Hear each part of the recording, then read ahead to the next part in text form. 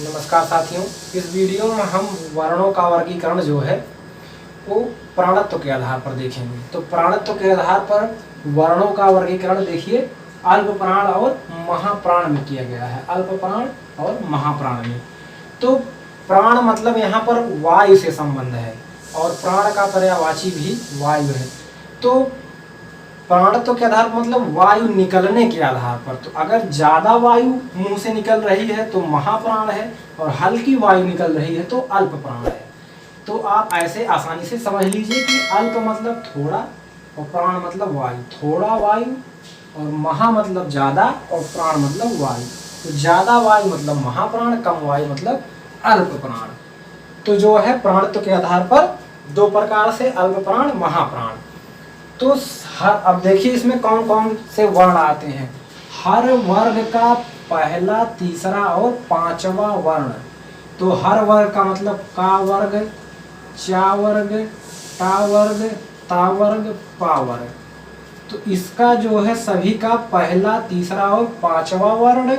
और इधर जो है आपका महाप्राण में आपका का वर्ग, चा वर्ग, टा वर्ग, ता वर्ग, पा वर्ग, सभी वर्ग का दूसरा और चौथा वर्ण आता है।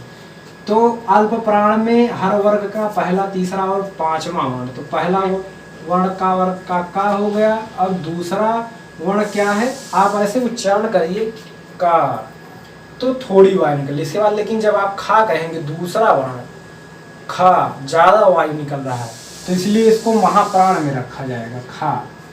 अब आप फिर आइए ग, आप कहेंगे ग तो कम वायु निकली, तो इसको अल्प प्राण में। लेकिन जब आप घा कहेंगे तो आप फील करिए घा कहने में ज्यादा वायु निकल रही है, तो आपका महाप्राण में रख दिया जाएगा। इसके बाद अंगा कहते हुए भी आपका कम वायु निकलता है। इसी प्रकार चा वर्ग में चा, छा आपका यहाँ आ जाएगा महाप्राण में, और फिर आपका जा, फिर आपका झा, चौथा वर्ण यहाँ आएगा, और फिर इया, ये मतलब आपके पहला, तीसरा और पांचवा वर्ण ये आपके अल्प प्राण में, यानी कि चा, जा, इया, और छा और झा आपका महाप्राण में आ जाएगा। इसी प्रकार टा वर्ग का पहला और तीसरा अक्षर क्या है, टा, ठा, डा, ढा, डा, यानी कि पहला, तीसरा और पांचवा वर्ण। इसी प्रकार ठा और डा, ढा जो है ये आपके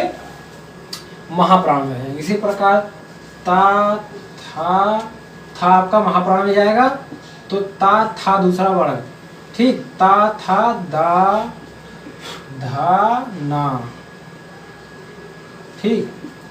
तो यानी कि आपका यहाँ पर ता वर्ग में था और धा जो है महाप्राण में आएगा।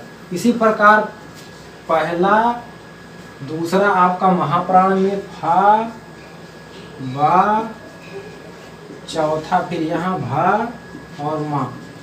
यानी कि इस प्रकार आप देखिए कि हर वर्ग का पहला, तीसरा और पांचवा वर्ण अल्प प्राण में और दूसरा और चौथा वर्ण महाप्राण में जाता है। इसके अलावा अंतस्थ व्यंजन यानी कि या, रा, ला, वा, या, रा, ला, वा आपके क्या है, अल्प प्राण, क्योंकि इसको बोलने में या, रा, ला, वा मतलब हल्की वायु जो है मुंह से बाहर निकल रही है। तो ये आपके अंतस्थ व्यंजन जो है किसमें आते हैं, अल्प प्राण में। और अल्प प्राण वर्णों की संख्या कितनी होती है, 19। अगर एग्जाम में पूछा जाता है कि अल्प प्राण वर्णों की संख्या कितनी है, 19 है।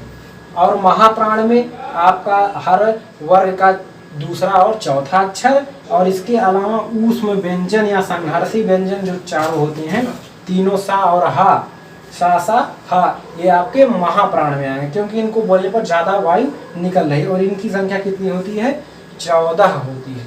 तो इस प्रकार आपको उम्मीद है वीडियो अच्छा लगा होगा और जानकारी मिली होगी। तो मुलाकात होगी अगली वीडियो में।